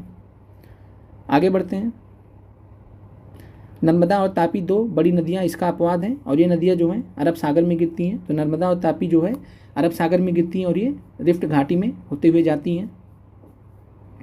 भारतीय अपवाह तंत्र को हिमालयी अपवाह तंत्र और प्रायद्वीपीय अपवाह तंत्र में भी विभाजित किया जाता है, अलग अलग तरीके से विभाजन किया जाता है। और हिमालयी अपवाह की बात करें तो गंगा, सिंधु और ब्रह्मपुत्र नदी द्रोणियाँ शामिल हैं। तो गंगा, सिंधु और ब्रह्मपुत्र नदी द्रोणियाँ शामिल हैं, जिन्होंने जो है भारत के मैदान का निर्माण भी किया है। और ये नदियाँ जो हैं 12 होती हैं, बर्फ़ पिघलने और वर्षण दोनों पर निर्भर होती हैं। तो बारिश पर भी निर्भर होती हैं, साथ में जो हिमनद का ग्लेशियर पिघलता है, हिमनद पिघलता है, उस पर भी निर्भर होती हैं। तो ये नदियाँ गहरे महाखड्डों से गुजरती हैं। तो ध्यान रखिएगा, महाखड्डों जिनको गॉर्ज बोला जाता है, उससे हिमालय की नदियाँ गुजरती हैं और हिमालय के उत्थान के साथ साथ अपर्दन क्रिया द्वारा निर्मित हुई हैं। फिर महाखड्डों के अतिरिक्त नदियाँ अपने पर्वतीय मार्ग में बी आकार की घाटियाँ बनाती हैं, छिप्रिकाएँ एवं जलप्रपात भी बनाती, तो हमने चैप्टर 2 में भी देखा था। तो ध्यान रखिएगा। और जब ये मैदान में प्रवेश करती है तो निक्षेपणात्मक स्थलाकृतियाँ बनाती हैं, निक्षेप करती हैं। और कौन कौन से महत्वपूर्ण चीज़ें बनाती है, तो गोखुर झील जो आपसे पूछा गया था 15 मार्च में, बाढ़कृत मैदान, गुम्फित वाहिकाएँ, तो नदी के मुहाने पर डेल्टा का निर्माण, तो ये सब चीज़ें बनाती हैं। तो ध्यान रखिएगा, मैदानी क्षेत्र में इनमें सर्पाकार मार्ग में बहने की प्रवृत्ति पाई जाती है, जिससे अपना रास्ता बदलती रहती है। कोसी नदी जिसे बिहार का शोक कहते हैं, तो यह नदी पर्वतों के ऊपरी क्षेत्रों में भारी मात्रा में अवसाद लाकर मैदानी भाग में जमा करती है, जिससे नदी मार्ग अवरुद्ध हो जाता है और परिणाम स्वरूप नदी अपना मार्ग बदलती रहती है। इसीलिए जो है जहाँ जाती है वहाँ बाढ़ लेके आती है, इसलिए इसको बिहार का सौरव बोला जाता है, दुख बोला जाता है। हिमालय पर्वतीय अपवाह तंत्र का विकास, और जिनको यहाँ जो चैप्टर कठिन लगे वो एक बार 9th क्लास से जरूर पढ़ लें।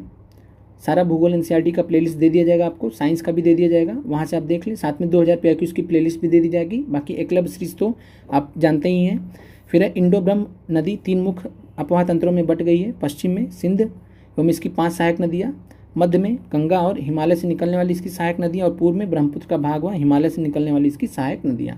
तो ध्यान रखिएगा इंडो ब्रह्मपुत्र नदी तंत्र जो है, तो इंडो ब्रह्मपुत्र नदी तंत्र में जो है तीनों को ले लिया जाता है। किसको किसको? सिंधु नदी को, साथ में गंगा को और ब्रह्मपुत्र को। आगे बढ़ते हैं। विशाल नदी का इस तरह विभाजन संभवतः प्लेस्टोसीन काल में हिमालय के पश्चिमी भाग में व पोटवार पठार दिल्ली रिज के उत्थान के कारण हुआ है। यह क्षेत्र सिंधु व गंगा अपवाह तंत्र के बीच में जल विभाजक भी बना हुआ है, तो ध्यान रखिएगा। फिर हिमालय अपवाह तंत्र की नदियाँ, सिंधु नदी तंत्र के बारे में महत्वपूर्ण तथ्य ध्यान लीजिए। तो विश्व के सबसे बड़ी नदी द्रोणियों में से एक है। क्षेत्रफल 11,65,000 वर्ग किलोमीटर है। भारत में इसका क्षेत्रफल 3,21,289 वर्ग किलोमीटर है। कुल लंबाई 2880 किलोमीटर है सिंधु नदी की, जो और भारत में इसकी कुल लंबाई 1114 किलोमीटर है। तो ध्यान रखिएगा सिंधु नदी की जो कुल लंबाई है भारत में 1114 किलोमीटर है। भारत में हिमालय की नदियों में सबसे पश्चिमी नदी है ये। इसका उद्गम तिब्बती क्षेत्र में कैलाश पर्वत श्रेणी में बोखरचू, तो ध्यान रखिएगा कैलाश पर्वत श्रेणी में बोखरचू के निकट एक हिमनद से होता है, और 4164 मीटर की ऊंचाई से इसकी उत्पत्ति होती है। और कैलाश पर्वत श्रेणी राम जो है आपको जो है कैलाश मानसरोवर भी दिया जा सकता है, तो एक ही चीज़ है। कैलाश मानसरोवर के पास में से निकलती है, बोखरचू नामक एक स्थान है, हिमनद है। इसके अलावा जो है ध्यान रखिएगा कि तिब्बत में इसे सिंगी खम्बान कहते हैं।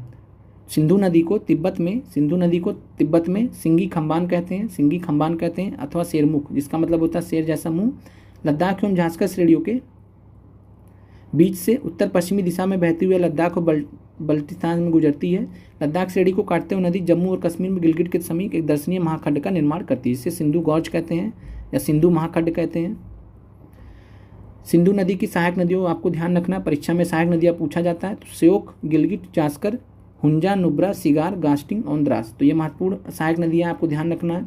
और यह नदी दक्षिण की ओर बहती हुई मिथनकोट के निकट पंचनद का जल प्राप्त करती है। तो आपसे प्रश्न पूछा गया है कि जो है सिंधु नदी जो है किस स्थान पर पंचनद से मिलती है, नदियों से मिलती है जो भारत की तरफ से बहते हुए आती हैं, या जो है 5 नदियाँ जो बहती हैं, अभी हम डिटेल में इनके बारे में देखेंगे। तो जो है ये मिथानकोट, तो ये आपसे प्रश्न पूछा गया टीआरई में, तो मिथानकोट स्थान ध्यान रखिएगा। साथ में 5 पंचनद नदियाँ कौन सी हैं? तो सतलुज है, ब्यास है, रावी, चेनाब और झेलम। तो सतलुज, ब्यास, रावी, चेनाब और झेलम को पंचनद बोला जाता है। सिंधु नदी कराची के पूर्व में अरब सागर में जाके गिरती है। तो सिंधु नदी कहाँ जाके गिरती है? अरब सागर में। झेलम जो सिंधु की महत्वपूर्ण सहायक नदी है, कश्मीर घाटी के दक्षिण पूर्व भाग में पीर पंजाल गिरिपद में स्थित बेरीनाग झरने से निकलती है। तो झेलम का आपको इतना ध्यान रखना है, बेरीनाग झरने से उत्पत्ति होती है। तो बेरीनाग झरने से उत्पत्ति होती है झेलम, कितना आपको याद रखना, नोट कर लीजिएगा अलग से। पाकिस्तान में प्रवेश करने से पहले श्रीनगर और वूलर झील से बहते हुए एक तंग और गहरे महाखंड का निर्माण करती है, और यह पाकिस्तान में झंग के निकट या चेनाब नदी से मिलती है। तो झेलम नदी किस में मिलती है? चेनाब नदी में। चेनाब सिंधु की सबसे बड़ी सहायक नदी है, तो ध्यान रखिएगा चेनाब सिंधु की सबसे बड़ी सहायक नदी है। चंद्रा और भागा 2 सरिताओं के मिलने से बनी है, और हिमाचल प्रदेश में इसकी उत्पत्ति हुई है। फिर पाकिस्तान में प्रवेश करने से पहले 1180 किलोमीटर तक बहती है चेनाब नदी, तो ध्यान रखिएगा, और सिंधु की सबसे बड़ी सहायक नदी भी है। फिर रावी नदी सिंधु की एक अन्य महत्वपूर्ण सहायक नदी है, हिमाचल प्रदेश की कुल्लू पहाड़ियों में रोहतांग दर्रे के पश्चिम से निकलती है। ब्यास की बात करें तो ब्यास सिंधु की जो है सहायक नदी है, समुद्र तल से 4000 मीटर की ऊंचाई पर रोहतांग दर्रे के निकट ब्यास कुंड से। तो ब्यास नदी से ब्यास कुंड याद कर लीजिए, रोहतांग दर्रे के पास में, वहाँ से उत्पत्ति होती है। और ये हरिके के पास में, हरिके का स्थान है, सतलुज नदी में जाके मिल जाती है। तो पंजाब में हरिके बैराज के पास में जो है सतलुज में जाके मिल जाती है रावी नदी, ब्यास नदी। और सतलुज नदी तिब्बत में 4555 मीटर की ऊंचाई पर मानसरोवर के निकट राक्षसताल से निकलती है। तो सतलुज की उत्पत्ति ध्यान रखिएगा, सतलुज कहाँ से निकलती है? तो राक्षसताल से, मानसरोवर के निकट। और इसको जो है तिब्बत में लांगचन खम्बाब के नाम से जाना जाता है। तो लांगचन खम्बाब के नाम से किसको जाना जाता है? सतलुज नदी को। तो ध्यान रखिएगा महत्वपूर्ण है, तो सतलुज नदी को लांगचन खम्बाब के नाम से जाना जाता है। आगे बढ़ते हैं। और सतलुज नदी जो है सिपकिला गौज से बहते हुए, सिपकिला दर्रे से बहते हुए पंजाब के मैदान में प्रवेश करती है, और भाखड़ नांगल परियोजना से जुड़ी हुई भी है। आगे बढ़ते हैं। गंगा नदी की बात करें तो उत्तराखंड राज्य के उत्तरकाशी जिले में गोमुख के निकट गंगोत्री हिमनद से उत्पत्ति होती है 3900 मीटर की ऊंचाई से, और यहाँ से ये भागीरथी के नाम से जानी जाती है। देवप्रयाग में भागीरथी अलकनंदा से मिलती है और उसके बाद गंगा कहलाती है। देवप्रयाग में भागीरथी और अलकनंदा का मिलन होता है, इसके बाद ये गंगा कहलाती है। अलकनंदा नदी का स्रोत क्या है, तो सतोपंथ ग्लेशियर। तो ध्यान रखिएगा, सतोपंथ ग्लेशियर जो है अलकनंदा नदी का स्रोत है। और इसके अलावा आपसे पूछा गया कि गंगा नदी मैदान में कहाँ प्रवेश करती है, तो हरिद्वार में मैदान में प्रवेश करती है। और गंगा नदी की कुल लंबाई 2525 किलोमीटर है और यह भारत की सबसे लंबी नदी भी है। उत्तराखंड में 110 किलोमीटर लंबाई है, उत्तर प्रदेश में सबसे ज़्यादा 1450, बिहार में 445 किलोमीटर और पश्चिम बंगाल में 520 किलोमीटर। तो ध्यान रखिएगा। और गंगा द्रोणी केवल भारत में ही 8.6 लाख वर्ग किलोमीटर क्षेत्र में फैली हुई है। भारत का सबसे बड़ा अपवाह तंत्र भी है इसलिए। और सोन नदी की बात करें तो सोन नदी गंगा नदी के किनारे पर मिलने वाली प्रमुख सहायक नदी है। दाहिने किनारे से बाएं तट से कौन कौन मिलता है, तो रामगंगा महत्वपूर्ण है, गोमती महत्वपूर्ण है, घाघरा महत्वपूर्ण है, गंडक, कोसी और महानंदा महत्वपूर्ण है। महानंदा सबसे जो है लास्ट में मिलती है, तो ध्यान रखिएगा। सागर द्वीप के निकट नदी अंततः बंगाल की खाड़ी में गिर जाती है। तो सागर द्वीप स्थित है जो है पश्चिम बंगाल में, वहाँ पे जो है सागर द्वीप, और सागर द्वीप जो है वहीं पे बंगाल की खाड़ी में गंगा नदी चली जाती है, बंगाल की खाड़ी में। आगे बढ़ते हैं। नमामि गंगे परियोजना 2014 में इसको स्टार्ट किया गया था, बस इतना आपको ध्यान रखना है। यमुना गंगा की सबसे पश्चिमी और सबसे लंबी सहायक नदी है, तो ध्यान रखिएगा, यमुना गंगा की सबसे पश्चिमी और सबसे लंबी सहायक नदी है। और यमुना कहाँ से निकलती है, तो यमुनोत्री ग्लेशियर से, तो यमुनोत्री हिमनद से। और बंदरपुंछ भी आपको दिया गया है, यूपीएससी में प्रश्न पूछा गया था, तो वहाँ बंदरपुंछ दिया गया था, तो बंदरपुंछ श्रेणी आपको दिया गया था। तो बंदरपुंछ ध्यान रखिएगा कि यमुना का जो है स्रोत कहाँ, यमुनोत्री हिमनद है, और जो हिमालय में बंदरपुंछ श्रेणी की पश्चिमी ढाल पर जो है इतनी ऊंचाई पर स्थित है। तो ध्यान रखिएगा, यमुना नदी, बंदरपुंछ भी यूपीएससी में पूछा गया है। और यमुनोत्री हिमनद तो आपको पता ही है। प्रयाग इलाहाबाद में इसका संगम गंगा के साथ में होता है। चंबल, सिंध, बेतवा, केन जो है दाहिने तट पर मिलती हैं। तो जो है चंबल, सिंध, बेतवा और केन जो है किसकी सहायक नदियाँ हैं, जो है यमुना की सहायक नदियाँ हैं। और यमुना किसकी सहायक नदी, तो यमुना गंगा की सहायक नदी है। तो यमुना की सहायक नदियाँ चंबल, सिंध, बेतवा, केन हो गए दाहिने तट से, और हिंडन, रिंद, सेंगर, वरुणा ये नदियाँ जो है इसके बाएं तट से आके मिलती हैं। तो हिंडन, रिंद, सेंगर, करुणा ये इसके जो है बाएं तट से आके मिलती हैं। चंबल नदी की बात करें तो चंबल नदी मध्य प्रदेश के मालवा पठार में महो महू या महू के निकट निकलती है। तो चंबल नदी का उत्पत्ति स्थल कहाँ है, तो मालवा पठार में महू के निकट से, तो स्थान ध्यान रखिएगा। और कोटा जो है चंबल नदी के किनारे स्थित है। और यहाँ गांधी सागर बांध जो बनाया गया चंबल नदी पर, तो चंबल नदी पर गांधी सागर बांध ध्यान रखिएगा महत्वपूर्ण है। चंबल अपनी उत्खात भूमि वाली भू आकृति के लिए प्रसिद्ध है, जिसे चंबल खड्ड रेवाइन कहा जाता है। तो चंबल जो है अपनी उत्खात भूमि वाली भू आकृति के लिए प्रसिद्ध है, जिसे चंबल खड्ड या रेवाइन कहा जाता है। गंडक नदी दो धाराओं काली गंडक और त्रिशूल गंगा के मिलने से बनती है। तो गंडक नदी बिहार के लिए महत्वपूर्ण है। तो गंडक नदी दो धाराओं काली गंडक और त्रिशूल गंगा से मिलने से बनती है। और यह नेपाल हिमालय में धौलागिरी के माउंट एवरेस्ट के बीच से निकलती है। तो धौलागिरी और माउंट एवरेस्ट के बीच से निकलती है नेपाल हिमालय में गंडक नदी। मध्य हिमालय को अपवाहित करती है, बिहार के चंपारण जिले से गंगा मैदान में प्रवेश करती है। तो अगर आपसे प्रश्न पूछे गंडक नदी जो है बिहार में किस जिले से गंगा मैदान में प्रवेश करती है, तो आंसर हो जाएगा चंपारण जिला। इसके अलावा जो पटना के निकट सोनपुर में गंगा नदी में जाके मिल जाती है। तो पटना के निकट जो है सोनपुर स्थान में गंगा नदी में जाके गंडक नदी मिल जाती है, याद रखिएगा, प्रश्न पूछा गया है इसे। फिर घाघरा नदी की बात करें तो घाघरा नदी मापचा चुंगो हिमनद से निकलती है। तो मापचा चुंगो हिमनद का नाम ध्यान रखिएगा, घाघरा नदी का उत्पत्ति स्थल है। और इसके अलावा जो है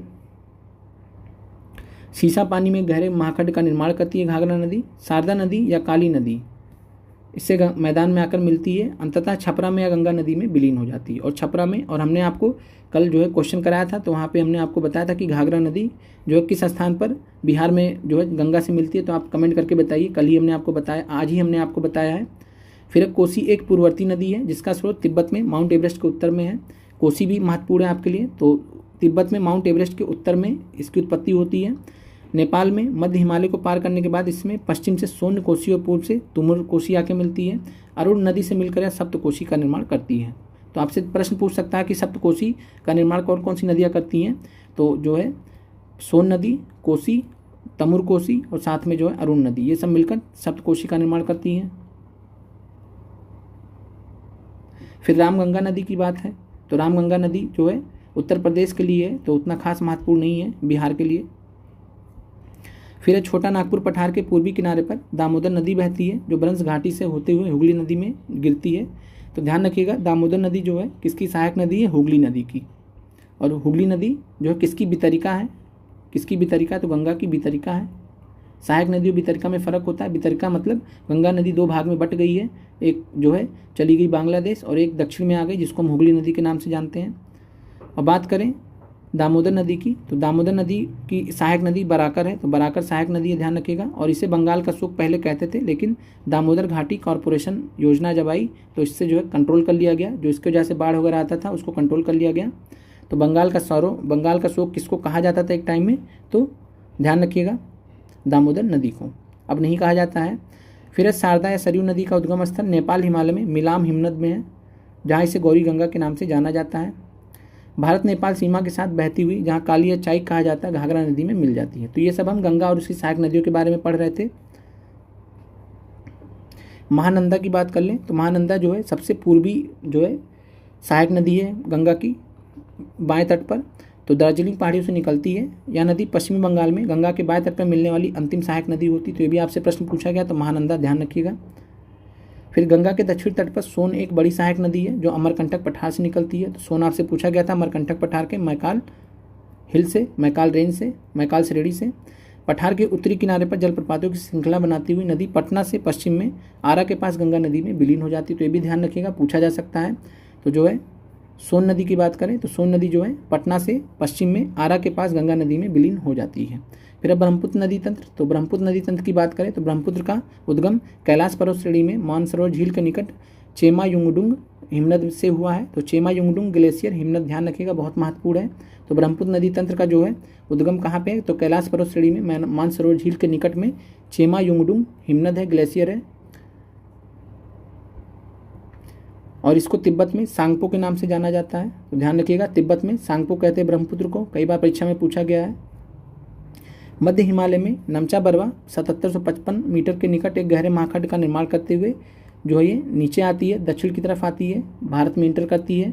अरुणाचल प्रदेश में हिमालय के गिरिपाद या सीसंग या दिसंग के नाम से जानी जाती है। तो दिसंग या सीसंग के नाम से जो है इसको जाना जाता है जब ये पहुँचती है अरुणाचल प्रदेश में। अरुणाचल प्रदेश में सादिया कस्बे के पश्चिम में नदी भारत में प्रवेश करती है। दक्षिण पश्चिम दिशा में दिबांग या सिकांग बहते हुए बाएं तट पर इसकी प्रमुख नदियां दिबांग और सिकांग हैं और लोहित हैं। तो दिबांग और लोहित सब पर जो है ब्रह्मपुत्र की सहायक नदियां हैं। और इसके बाद जो है जब लोहित नदी इसमें दिबांग और लोहित नदी मिल जाती है तब फिर असम घाटी में प्रवेश कर रही होती है, तो उस समय इसको नदी ब्रह्मपुत्र नदी के नाम से जाना जाता है। असम घाटी में यह प्रश्न आपको बीपीएससी तैयारी में पूछा गया था, वही भूगोल वाले पेपर में 6 से 8 में। तो असम घाटी में 750 किलोमीटर की यात्रा करती है ब्रह्मपुत्र और ये असंख्य नदियाँ आके इसमें मिलती हैं। बाएं तट की प्रमुख सहायक नदियाँ याद रखिएगा, बूढ़ी दिहिंग, धनसरी। और दाएं तट से मिलने वाली महत्वपूर्ण सहायक नदियाँ सुबनसिरी, कामेंग, मानस एवं संकोच हैं। तो ध्यान रखिएगा, पूछा गया है, कई बार पूछा जा सकता है दोबारा। ब्रह्मपुत्र नदी फाइनली बांग्लादेश में प्रवेश करती है, बांग्लादेश में जमुना कहलाती है। तिस्ता नदी इसके दाहिने किनारे पर आकर मिलती है। तो हमने आज आपको जो प्रश्न सॉल्व कराया तो वहाँ पे ने पूछा गया था कि ब्रह्मपुत्र का तिस्ता नदी जो है उसका सहायक नदी है नहीं, तो था वो इसीलिए था क्योंकि तिस्ता नदी जो है दाहिने किनारे पर आकर मिलती है ब्रह्मपुत्र से। अंत में यह नदी पद्मा के साथ मिलकर बंगाल की खाड़ी में जाकर गिरती है। फिर प्रायद्वीपीय अपवाह तंत्र की बात करें, तो प्रायद्वीपीय अपवाह तंत्र की बात करें तो इसमें हम सीधे आ जाते हैं टॉपिक पे अपने। और बात करें तो महानदी गोदावरी, कृष्णा और कावेरी ये सब महत्वपूर्ण नदी तंत्र हैं प्रायद्वीपीय भारत की। और प्रायद्वीपीय नदियों की विशेषता क्या है, तो ये एक सुनिश्चित मार्ग पे चलती हैं, विसर्प नहीं बनाती हैं जैसे हिमालय की नदियाँ बनाती हैं। और ये 12 मासी नहीं है, इनको हमेशा पानी नहीं मिलता है। यद्यपि भ्रंश घाटी में बहने वाली नर्मदा और तापी इसका अपवाद है। तो भ्रंश घाटी में कौन सी नदियाँ बहती हैं, नर्मदा और तापी, ध्यान रखिएगा, कई बार परीक्षा में पूछा गया है। फिर अब प्रायद्वीपीय अपवाह तंत्र का उद्विकास, तो ये सब जो है 6 से 8, 9 से 10 वाले पढ़ लीजिएगा एक बार, हो सकता कुछ पूछ ही ले। प्रायद्वीपीय नदी तंत्र की बात करें तो महानदी के बारे में सबसे पहले है, महानदी के बारे में जानिए कि छत्तीसगढ़ के रायपुर जिले में सिहावा नामक स्थान से निकलती है। तो महानदी का उद्गम स्थल कहाँ है, सिहावा है। और उड़ीसा से बहती हुई जल बंगाल की खाड़ी में विसर्जित करती है। और महानदी के तट पर स्थित आपको बांध पूछे गए थे, जो हमने आपको भूगोल का PIQ कराया था लास्ट। और इसकी लंबाई महानदी की 851 किलोमीटर है और जल ग्रहण क्षेत्र इसका 1.42 लाख वर्ग किलोमीटर है। इस नदी का अपवाह द्रोणी का 53% भाग मध्य प्रदेश में और छत्तीसगढ़ में है और 47% भाग उड़ीसा राज्य में विस्तृत है, तो ध्यान रखिएगा। गोदावरी नदी की बात करें, गोदावरी नदी बहुत महत्वपूर्ण है आपके लिए। तो गोदावरी नदी सबसे बड़ा प्रायद्वीपीय नदी तंत्र है, इसे दक्षिण गंगा के नाम से जाना जाता है। आपको भूगोल वाला पेपर 15 मार्च वाला याद आ गया होगा जो हमने अभी कराया था। तो दक्षिण गंगा से गोदावरी जानी जाती है। फिर यह महाराष्ट्र में नासिक जिले से निकलती है। महाराष्ट्र में नासिक जिले से निकलती है किस स्थान से? त्र्यंबकेश्वर स्थान से। तो यहाँ पे जो मैं लिख दे रहा हूँ त्र्यंबकेश्वर, त्र्यंबकेश्वर या त्र्यंबकेश्वर, तो त्र्यंबकेश्वर। तो त्र्यंबकेश्वर नामक स्थान से नासिक से निकलती है कौन सी नदी? तो ध्यान रखिएगा, गोदावरी नदी का उद्गम स्थल कहाँ है? त्र्यंबकेश्वर। कई बार परीक्षा में पूछा गया है, यहाँ नाम नहीं दिया गया, तो इसलिए आप ध्यान रखिएगा। त्र्यंबकेश्वर से महाराष्ट्र में नासिक जिले से निकलती है, बंगाल की खाड़ी में जल विसर्जित करती है। कुल लंबाई कितनी है गोदावरी की? 1465 किलोमीटर। और ये भारत की दूसरी सबसे लंबी नदी है। सबसे लंबी नदी भारत की गंगा है, दूसरे स्थान पर गोदावरी है। जल ग्रहण क्षेत्र 3.13 लाख वर्ग किलोमीटर, ये भी याद रखिएगा।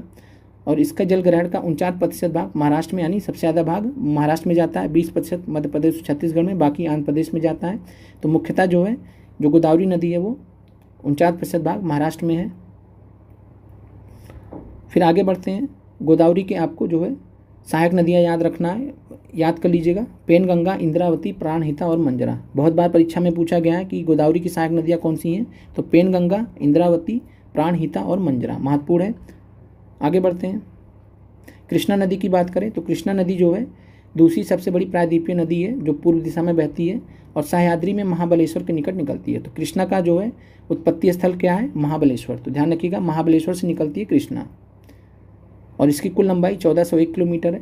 कोयना, तुंगभद्रा और भीमा इसकी प्रमुख सहायक नदियाँ हैं। तो कृष्णा की सहायक नदियाँ कौन कौन सी है याद कर लीजिए, लिख लीजिएगा, अलग से एक लिस्ट बना लीजिएगा। कोयना, तुंगभद्रा और भीमा, और बस इतना ही ध्यान रखिएगा, यही पूछेगा। इसके अलावा और भी हैं, वो सब नहीं पूछेगा आपसे।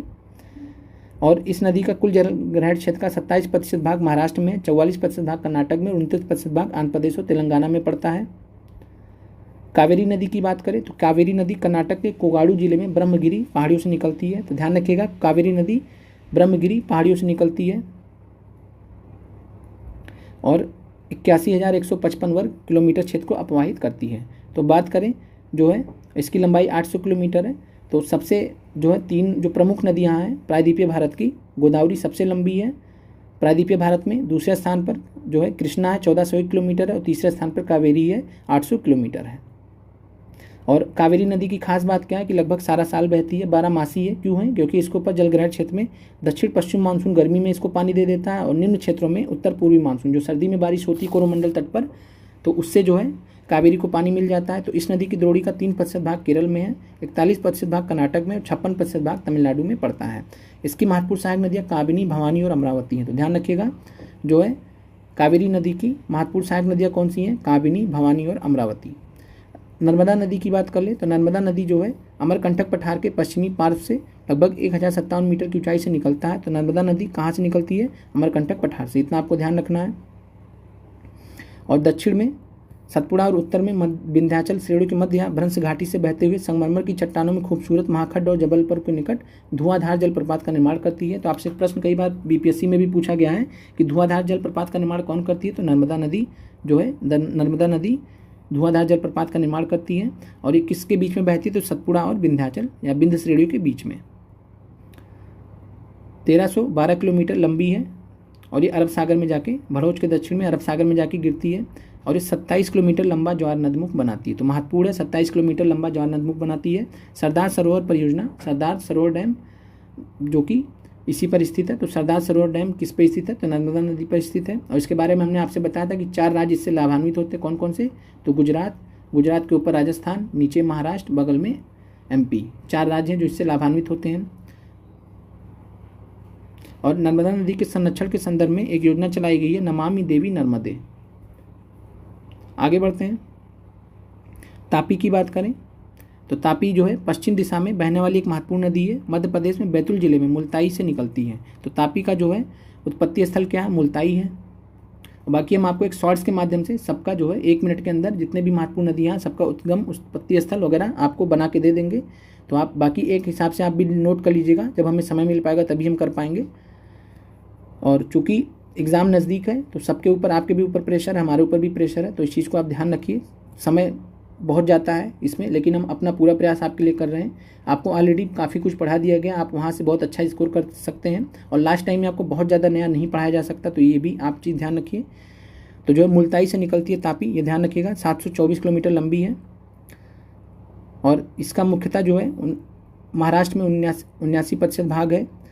अरावली के पश्चिम में लूनी राजस्थान का सबसे बड़ा नदी तंत्र है। पुष्कर के समीप जो है सरस्वती और सागरमती के रूप में 2 धाराओं के रूप में उत्पन्न होती है, जो गोविंदगढ़ के निकट आपस में मिल जाती है। यहाँ से नदी अरावली पहाड़ी से निकलती है, जो लूनी कहलाती है। तो अरावली पहाड़ी से निकलने के बाद इसका नाम लूनी होता है। उससे पहले किस नाम से जानी जाती है? सरस्वती और सागरमती। सरस्वती और सागरमती गोविंदगढ़ के पास में आके मिल जाती हैं, वहाँ से अरावली पहाड़ियों से निकलेंगी और देन लूनी कहलाएंगी। और लूनी जो है कहाँ जाके मिल जाती है? तो कच्छ के रण में। और ये संपूर्ण नदी तंत्र अल्पकालिक है, जो है गर्मी के समय में सूख जाती है, ये हाल हो जाता है। तो जो महत्वपूर्ण नदी तंत्र थे आपको बता दिया गया है, तो ये आप ध्यान रखिएगा। प्रश्न है, निम्नलिखित में से कौन सी नदी बंगाल का शोक के नाम से जानी जाती थी? तो आंसर है दामोदर। फिर किस नदी को द्रोणी भारत में सबसे बड़ी है? तो गंगा की जो है सबसे बड़ी है। फिर आगे बात करें, भारत में पूछा गया इसीलिए, निम्नलिखित में से कौन सी नदी पंचनंद में शामिल नहीं है? तो आपको पता है सिंधु नहीं शामिल है, बाकी झेलम, रावी, चेनाब जो है, सतलुज वगैरह इसमें शामिल है, ब्यास इसमें शामिल है। कौन सी नदी भ्रंश घाटी में बहती? तो नर्मदा और तापी। फिर कौन सा अलकनंदा भागीरथी का संगम स्थल है? देवप्रयाग। तो ये आपका चैप्टर है वो